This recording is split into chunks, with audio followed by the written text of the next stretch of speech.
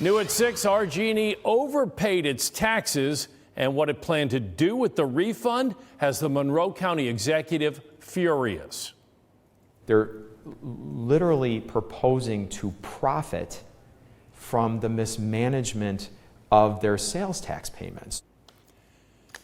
An audit recently revealed that for years, RG&E paid millions of dollars more in taxes than it actually owed. So what happened?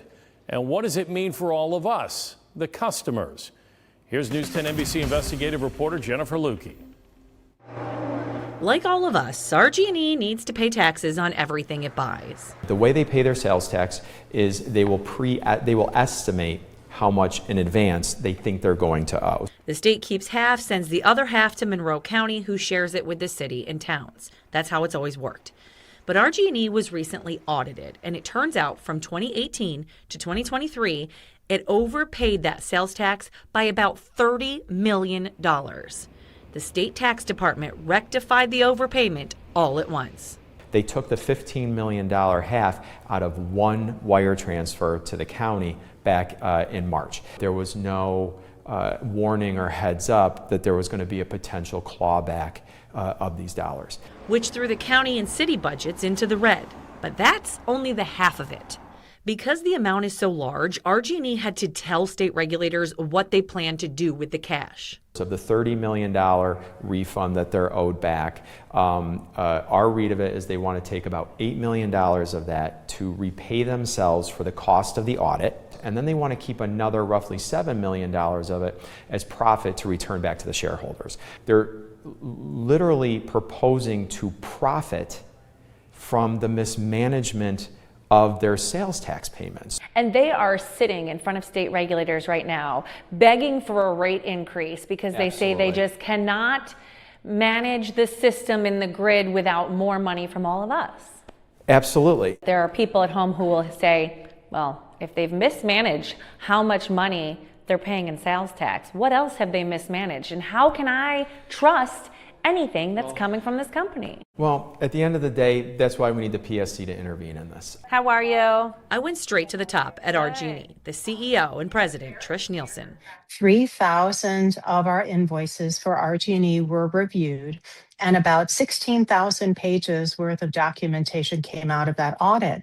And the end result was that we were due back a refund on behalf of our customers. We have to make sure that if we're identifying a savings for our customer, we have to find that savings and we have to move forward with that. I don't think anyone would argue with you if you said the savings was for the customer. But the current proposal has some of those savings going to shareholders and then some of them going to bankers who found the problems to start with. So it's not like ratepayers are getting all the money here. We'd like to be made whole for the consultant we brought in to find the savings for our customers. What about the shareholders?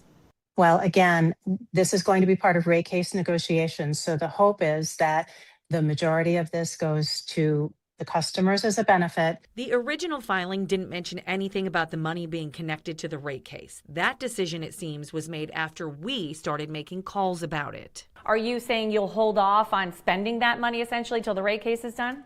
Right now, the regulator has asked us to include that amount. It's sitting and it will be part of the rate case settlement negotiations. I think a lot of regular people will look at this and say, you overpaid your taxes. You recently messed up the weather normalization charge. We've heard about business and housing development that's on hold because we don't have the infrastructure we need. Trust is going to come up. How can I trust you to be putting my bills together correctly? Well, we have 175 years of history working for our customers in a very complex business. And I would say that RG&E actually took the step to find the $30 million for our customers. $30 million, that was mostly our money to start with. Jennifer Lewke, News 10 NBC. State regulators are still deciding how much our rates could go up in that rate case that was mentioned. A final decision is expected in the coming months.